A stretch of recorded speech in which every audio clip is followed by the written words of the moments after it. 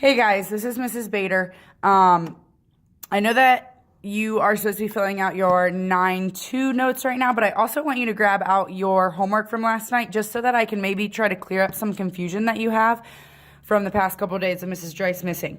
So I'm going to try and stop in during your class period at some point, but if I can't, just grab out your homework from last night. Hopefully I can clear up some confusion. You can pause the video if you need to grab that out real quick. So last night, so far, all that we've done is we're just basically graphing and understanding the basics of quadratics and parabolas. So this equation is very important. I pointed this out to my students that a is a number in front of x squared, b is a number in front of x, and then c is a constant all by itself. So these a and b are coefficients to x squared and x. So that's going to help us later on. Whenever you are graphing, I believe that Mrs. Joyce told you to pick the points -2, -1, 0, 1, and 2. So you should be plugging those in. Now, be careful when you're plugging these into your calculator because when you are plugging them in, you should be using parentheses.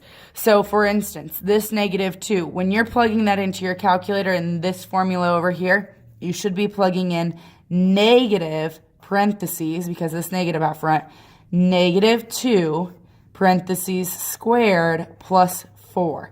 That will get you the correct answer. So hopefully that's what you plugged in.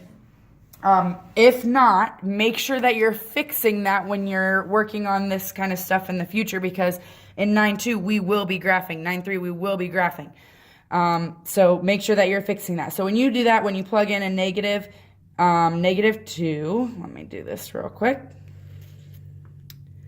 squared plus 4, you should end up with a 0. And then you go on throughout that the same way with the rest of them. So this would be -1 squared. So -1 squared is 1, negative, so that's 3. This is going to be 4.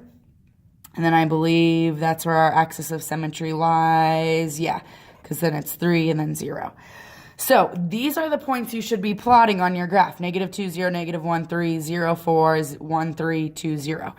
So I'm going to go ahead and plot those at -2, 0, -1, 3, 0, 4, and then here's our symmetry happening. And then we're going to talk about those side blanks that we have to fill in also and what those mean to us. So domain, I don't know if she told you this, but domain in Algebra 1 for these parabolas are going to be all reals always. Not until Algebra 2 when you get into, or pre-calc, you get into parabolas that go left and right. That's when that'll change. But for now, domain is all reals. Those are the x values. It's going to cover every x value. We can plug in any x value and it will work. Now, range is a little bit tricky. We're looking at our y-axis and seeing, okay, I've got this maximum point here, and then my graph goes down. So my maximum point is at 4. So I know I'm going to have to include 4 in my range, but I have to set up an inequality that says my graph is going down from 4. So that would be y is less than or equal to 4 is what you should have for your range. Your vertex is just your point of your vertex. Well, what's that coordinate point? That's at 0, 4. And then, like I mentioned earlier, it's a maximum because it's the highest point on your graph. Your axis of symmetry is always an x equals equation because it's a vertical line. We like to put the dashed line, you can hardly see it here when I do it with my pencil, but this dashed line should go right down the center of your parabola and cut it right in half to the point that when you fold it, it's the same thing on both sides. So that's at x equals 0. Then the x-intercepts, just like y-intercepts, we have x-intercepts. Well, y-intercepts deal where it crosses the y-axis. X-intercepts deal with where it crosses the x-axis. And this is going to come into play later. So this comes in at a -2 and a +2. -2 and +2. And you can just write that for now. We'll have you write it maybe a little bit different later once you understand the concept. But this next part is a, b, and c. This is what I was talking about up here. The coefficient of x squared is a. So if you look at this equation, the coefficient of x squared. What is the number, you're asking yourself, in front of x squared? Well, if there is no number, then technically there's a 1. So this is a -1 because there was a negative sign. A is a -1. Then b is the coefficient of x.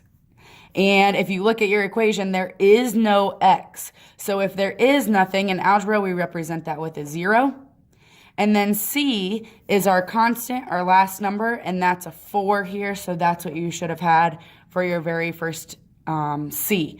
Now, if you guys have any other questions beyond that on this homework, please feel free to come over and ask me. I will try to be in my room a little bit during IE or your IE tomorrow, or you might find me wandering between Mrs. Dreise's room and my room during IE, seeing if anybody needs help. Okay, so you can go ahead and put that away. We're going to get started on the notes now. Okay, so if you need to pause the video at any time to catch up on the notes, feel free to shout out and pause the video so that I know that I get myself caught talking way too fast sometimes just to try to fit it all in.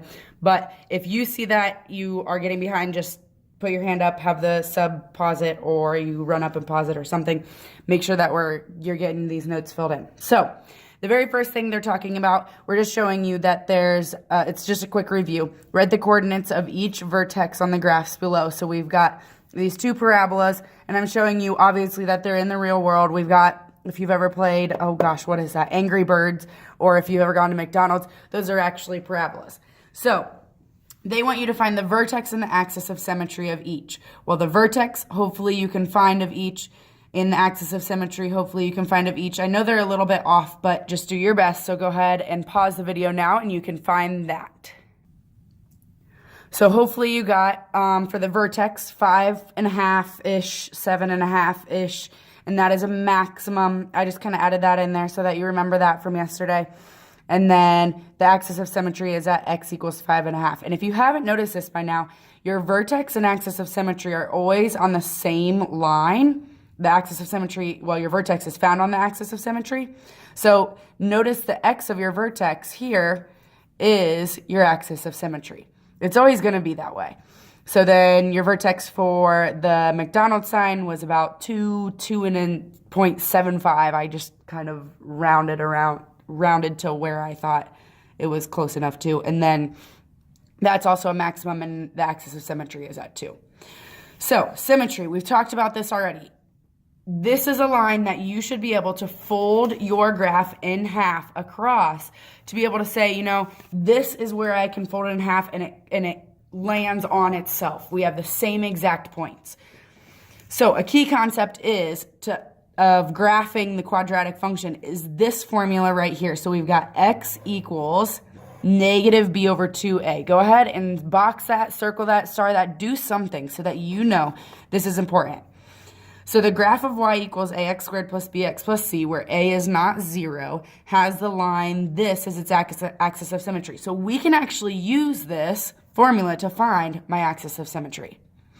The x coordinate of the vertex is actually negative b over 2a, and that's what I was just saying up here. Your vertex is the same thing. Your x coordinate of your vertex is the same thing as your axis of symmetry.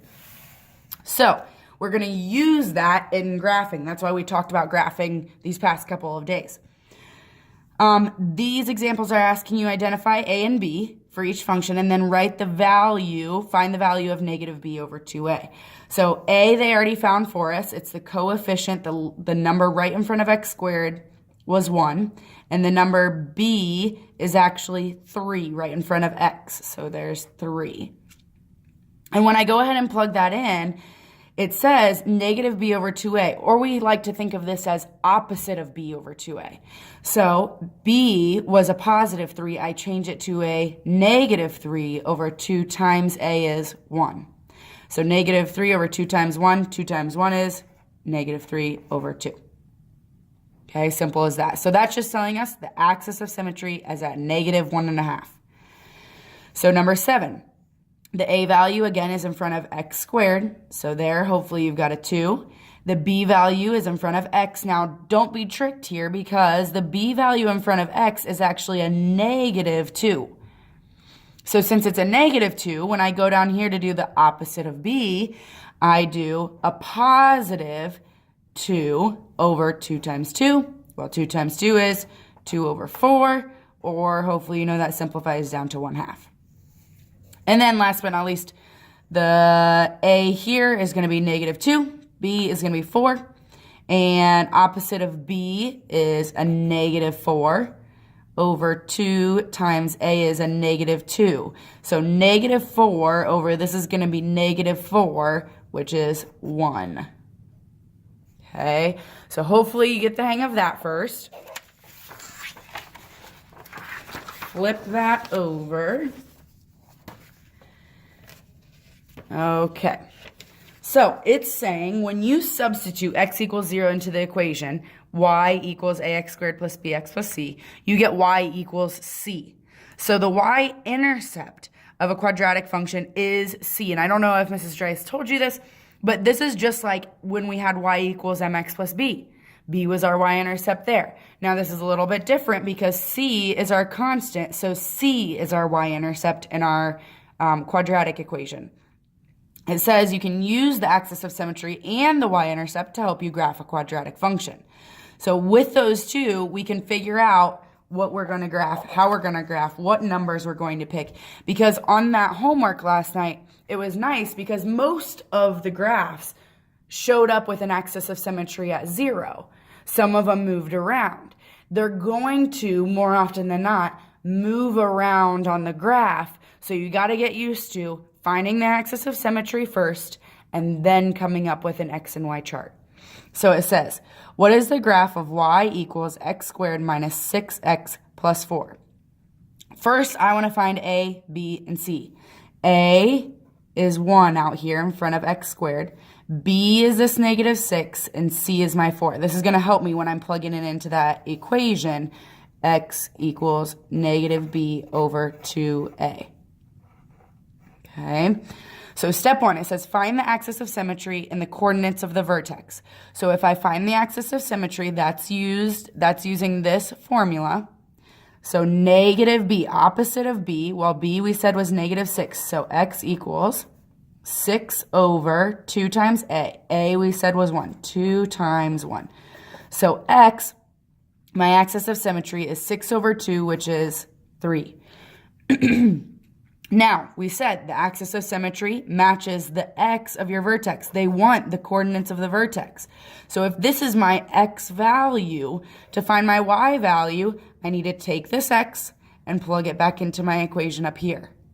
So I'm going to plug it back in and say 3 squared minus 6 times 3, because 3 is x. I'm changing all the x's to 3, plus 4.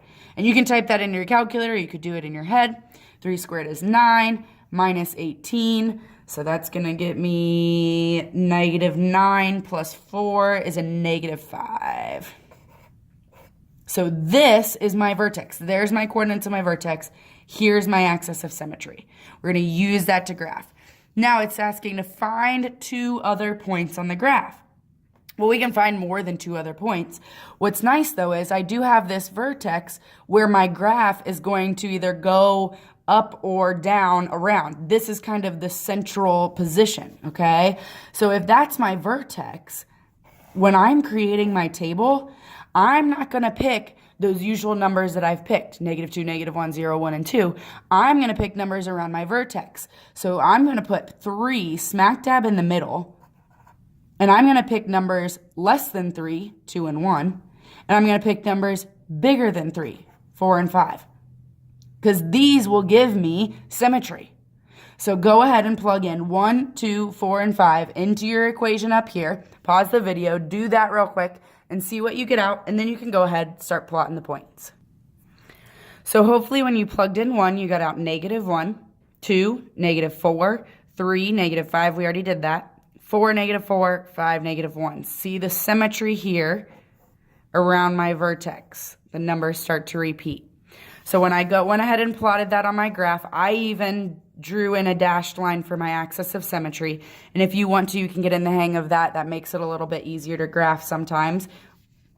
But you should have plotted each of those points. 1, -1, 2, -4, 3, -5, and so on and so forth. This is what your graph should end up looking like. So notice if I would have plugged in -1, -2, -3, none of that would have worked. We would have just seen this part of my graph, the left side of my graph. So that's why it is very important for us to find that axis of symmetry first and then come up with the table so that it's so much easier for us to graph. Okay, so let's try that again without the steps listed for us. Actually, you go ahead and try example 2 and check in at the end once everybody's got it finished. Check in and see what you did compared to mine. Okay, so hopefully you started off by just finding that axis of symmetry. So my A was -1, B was a +4, and C was a -2. So I plugged in the opposite of B was -4 instead of a positive. Over 2 times A was a -1. So -4 divided by, this would be a -2 at the bottom is 2. Remember that this is the x value of your vertex. So that's where that came from. This is my vertex. I'll put V for vertex. Then I plug that 2 back in. Remember to find my y. This is a y equals equation, so that helped me find my y, which was also a 2. From there, that brings in my middle value that I'm going to have on my chart, my x and y chart, because now I know I'm going to have symmetry around that value. And again, I like to tell my students to circle this because look, there's my vertex, and here's my symmetry, 1, 1, -2, -2. And if you plot all of those points correctly on your graph, this is what it should look like. And again, here's my axis of symmetry. Notice my vertex landing right on that line. Okay. Hopefully you did that correctly. Last example is I think that's the last, yeah. Example 3, using the vertical motion model. Model for the vertical motion of projected object, oh my goodness, of a projected object is h equals -16t squared plus vt plus s. Now, here's what's important. You guys need to remember this. Remember these 4 bullets. Circle and star them. H is height, which makes it pretty easy because, well, H is the first letter of height. T is time. Surprise, surprise. T is always time. V is initial upward velocity. And then S is the starting height. So this is nice because they're all the beginning letter, makes it a little bit easier on you. So it says, from a height of 5 foot, a slingshot launches t-shirts at the crowd at a basketball game. The slingshot launches a t-shirt with an initial upward velocity of 64 feet per second. The t-shirt is caught 35 feet above the court. How long does it take the t-shirt to reach its maximum height? How far above court level is it at that point? And what is the range of the function that models the height of the t-shirt? So here's the most important point. Maximum. If you're ever asked for maximum or minimum, we are looking for our vertex. The easiest way to find our vertex is to use that formula you were given today, and that's that x equals opposite of b over 2a. So it says, come up with the quadratic function. So we have h equals -16t squared. Now, remember that v stood for velocity. So if we look, upward velocity of 64. So plus 64t plus s stood for starting height. Our starting height above the court, here it is, from a height of 5 feet. So there's our function that we're going to be using. Then, step 2 says find t using the vertex formula. They even gave us that. The vertex formula, or this is the same thing as the axis of symmetry formula, this guy up here. So x equals opposite of b. B is our 64, so -64 over 2 times a is -16. And if we simplify that, type that right into your calculator, and you end up with 2. Okay? So 2 is telling us that after 2 seconds, this t-shirt has reached its maximum height. So we want to know how far above the court level. So we are going to take that, we're going to plug it back into our equation. H equals negative 16 times 2 squared plus 64 times 2 plus 5. And you can plug that into your calculator, and you end up getting a height of 69 feet above the court. So there is all of that. And that's just applying all of the stuff that we did on the graphs to just a word problem. Again, if you have any questions at all, please come see me. I will do my best to help you, and I will give you as much time as I possibly can, because I don't know how long Mrs. Dreiss will be out. So if you have any questions, let me know. Make sure you're getting to work on the homework, and be nice to the sub.